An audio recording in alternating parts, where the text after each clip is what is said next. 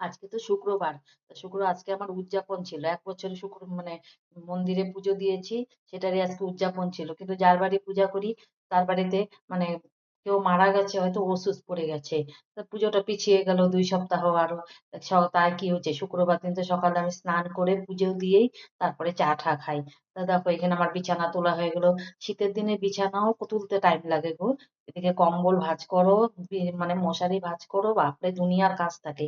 করে ঘর ঝাড়ু দিয়ে আমি ঠাকুর ঘরটা একবারে মুছেই চলে আসলাম।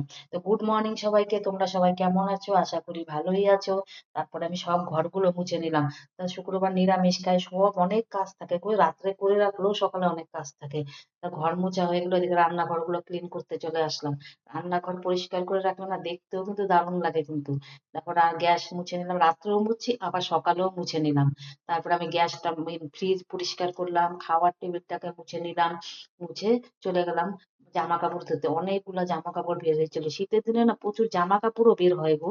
সকালবেলা জল থাকে ঠান্ডাটা, আমাদের তো টাইম কলের জল বাড়িতেই আসে।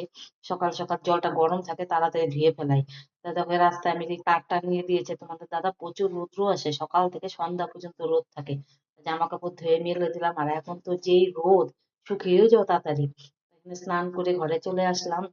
এসে এই যে সিঁদুর পরে নিলাম, সিঁদুর পরেই চলে গেলাম তুলসীকে জল দিতে। তো তুলসীকে জল দিয়ে, এখন ফুল পাওয়া যায় না জানো, এতদিন এত ফুল দিয়ে পুজো দিছি না, এখন অল্প ফুল দিয়ে পুজো দিতে একদম ভালো লাগে না। তা চলো ঠাকুর ঘরে চলে গেলাম, ঠাকুর ঘরে গিয়ে আমার এদিকে পুজো দেওয়া হয়ে গেল। পুজো দিয়ে এই যে শঙ্খ কাশি সব বাজিয়ে নিলাম। তা ঠাকুরকে বলি সবাইকে ভালো রেখো ঠাকুর। তা চলো পুজো দেওয়া কমপ্লিট হয়ে গেল, চলে গেলাম রান্নাঘরে। রান্নাঘরে মানে সকালবেলায় তাড়াহুড়ো লেগে যায় আমার কাজের জন্য। ঠাকুর ঘর রান্নাঘরে এসে তোমাদের দাদার জন্য রুটি ভাজলাম। আর শুক্রবার দিনকে আমি অবশ্য তরকারি টরকারি সকালে কিছু করি না, দুধ রুটিই খেয়ে তোমাদের দাদা ভাই চলে যায়। তো এখানে রুটি ভাজা কমপ্লিট হয়ে গেছে। তোমাদের দাদা গরুর দুধ নিয়ে আসছিল, সেই দুধটাকেও জাল করে নিলাম। তারপর তোমার দাদাকে দুধ দিয়ে গুড় দিয়ে রুটি দিয়ে দিয়ে দিব, খেয়ে দোকানে চলে যাবে।